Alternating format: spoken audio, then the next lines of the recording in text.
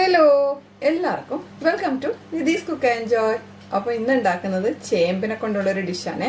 ഞങ്ങളുടെ നാട്ടിൽ തന്നെ ചേമ്പ് വെച്ചതെന്ന് പറയും. വേണമെങ്കിൽ ചേമ്പ് പുഴുക്കുന്നോ അങ്ങനെ എന്തെങ്കിലും പറയാം. കണ്ണൂർ ഭാഗത്തൊക്കെ ഇതിന് ചേമ്പ് വെച്ചതെന്ന് പറയുന്നത്. അപ്പോൾ ഇത് നല്ല അടിപൊളി ടേസ്റ്റുള്ള ചേമ്പാണ്. വളരെ കുറച്ച് ഇൻഗ്രീഡിയൻസ്, കുറച്ച് സമയം മതി. ചേമ്പ് ക്ലീൻ ചെയ്യാൻ ഇത്തിരി സമയം എടുക്കുമെങ്കിലും ബാക്കിയൊക്കെ പെട്ടെന്ന് കഴിയും. അപ്പോൾ വളരെ എളുപ്പത്തിൽ ഉണ്ടാക്കാൻ പറ്റുന്ന ചേമ്പ് വെച്ചത് നമുക്കൊന്ന് ഉണ്ടാക്കി നോക്കാം.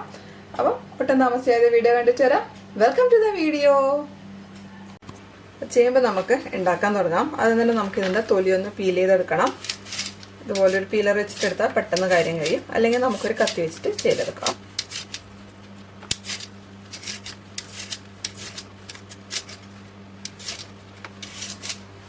ഇതുപോലെ എല്ലാം തൊലി കളഞ്ഞിട്ട് ഞാൻ കാണിച്ചു തരാം. അപ്പോൾ ഇത് ചേമ്പ് ക്ലീൻ ചെയ്ത് കൊണ്ടുവന്നിട്ടുണ്ട്. ഇനി നമുക്കിത് ചെറിയ ചെറിയ പീസായിട്ട് ഇതുപോലെ അരിഞ്ഞെടുക്കാം.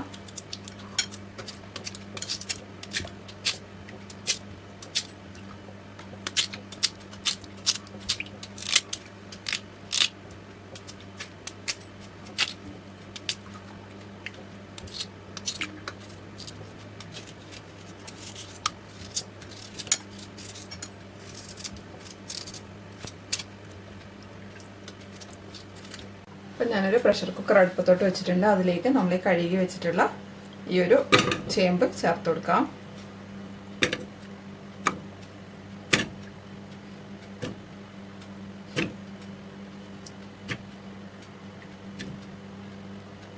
ഇനി നമുക്കിതിലേക്ക് 1/2 ടീസ്പൂൺ ഉപ്പ് ചേർത്ത് കൊടുക്കാം. ഉപ്പ് വേണമെങ്കിൽ ലാസ്റ്റ് ഒന്നുകൂടെ നമുക്ക് ചേർക്കാൻ പറ്റും. ഇപ്പം നമുക്ക് 1/2 ടീസ്പൂൺ ചേർത്ത് കൊടുക്കാം. 1/2 കപ്പ് തേങ്ങ ചേർത്ത് കൊടുക്കാം. അല്ലെങ്കിൽ ഒരു പിടി നിറയെ തേങ്ങ എടുത്താൽ മതി. 1/2 കപ്പ് വെള്ളം കൂടെ ചേർത്ത് കൊടുക്കാം. ഇതൊന്ന് നല്ല ഇളക്കി യോജിപ്പിച്ച് കൊടുക്കാം.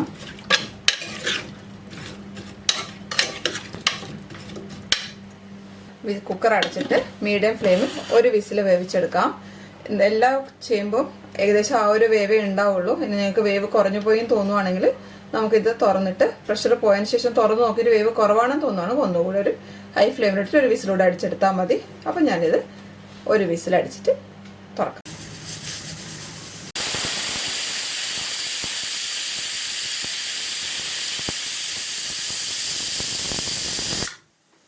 ഒരു വിസിലടിച്ചിട്ടുണ്ട്. അപ്പം ഞാൻ തീ ഓഫ് ചെയ്യുവാണ്.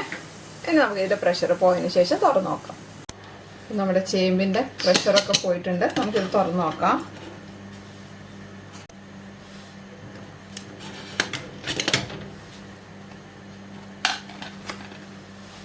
നല്ലപോലെ വെന്ത് സൂപ്പറായിട്ട് കുഴഞ്ഞു വന്നിട്ടുണ്ട്. ഇപ്പം ഇതിന് കുറച്ച് വെള്ളം കുറവാണ്.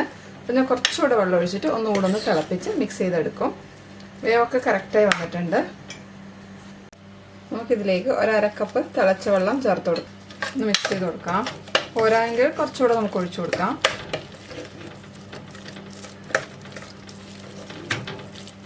അരക്കപ്പും കൂടെ നമുക്ക് ഒഴിച്ചു കൊടുക്കാം.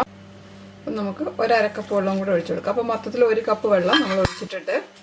ഇനി നമുക്കിത് മിക്സ് ചെയ്ത് കൊടുക്കാം.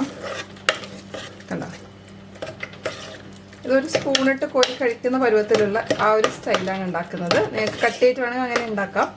പക്ഷെ ഇത് കുറച്ചുകൂടെ നല്ലൊരു രുചിയായിരിക്കും. ഇതൊന്ന് ചൂടാവട്ടെ. 1/2 കപ്പ് വെള്ളം കൂടി ചേർക്കുന്നുണ്ട്. മൊത്തത്തിൽ 1/2 കപ്പ് വെള്ളം നമ്മൾ ചേർത്തിട്ടുണ്ട്. ഇനി നമുക്കിത് നല്ല ഇളക്കി കൊടുക്കാം. ഇതൊന്ന് തിളച്ച് ഒന്ന് സെറ്റായി വരുമ്പോഴേക്കും നല്ല കട്ടിയായിട്ടുണ്ടാവും. ഒരു ക്രീമി ടെക്സ്ചറിൽ നമുക്കിത് കിട്ടും.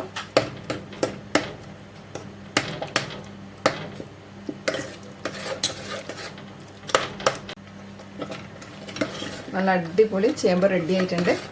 ഇനി നമുക്കിത് അടച്ചു വെക്കാം. ഇത്രയും പണിയുള്ള വെറും 3 ഇൻഗ്രീഡിയൻ്റേ ഉള്ളൂ. ഓഫ് ചെയ്തിട്ട് നമുക്കൊന്ന് അടച്ചു വെക്കാം. ചൂടൊന്നൊരു 10 മിനിറ്റിന് ശേഷം ഒന്ന് ആറുമ്പോൾ നമുക്ക് കഴിക്കാം. ഇതൊരു 3/4 കിലോ ചേമ്പ് ഉണ്ടായിരുന്നു ഞാൻ ക്ലീൻ ചെയ്യുന്നതിന് മുന്നേ. അപ്പോൾ ഇത് കണ്ടോ നല്ല സെറ്റായിട്ടുണ്ട്. മൊത്തത്തിൽ 2 കപ്പ് വെള്ളം ചേർത്തിട്ടുണ്ട്. ആദ്യം ഒരു 1/2 കപ്പും പിന്നെ ഒരു 1/2 കപ്പ് തിളച്ച വെള്ളം കൂടെ ചേർത്തിട്ടുണ്ട്. ഈ ഒരു കൺസിസ്റ്റൻസിയാണ്.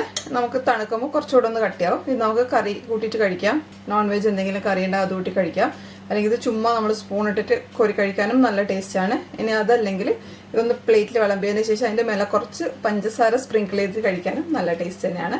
അപ്പോൾ എല്ലാവരും ഇതൊന്ന് ട്രൈ ചെയ്ത് നോക്കണം ഇനി ചെയ്യുമ്പോൾ കിട്ടുമ്പോൾ. അപ്പോൾ നമുക്ക് അടുത്ത വീഡിയോ ആയിട്ട് വീണ്ടും കണ്ടുമുട്ടാം. അതുവരേക്കും എല്ലാവർക്കും നന്ദി, നമസ്കാരം. Thank you for watching. By.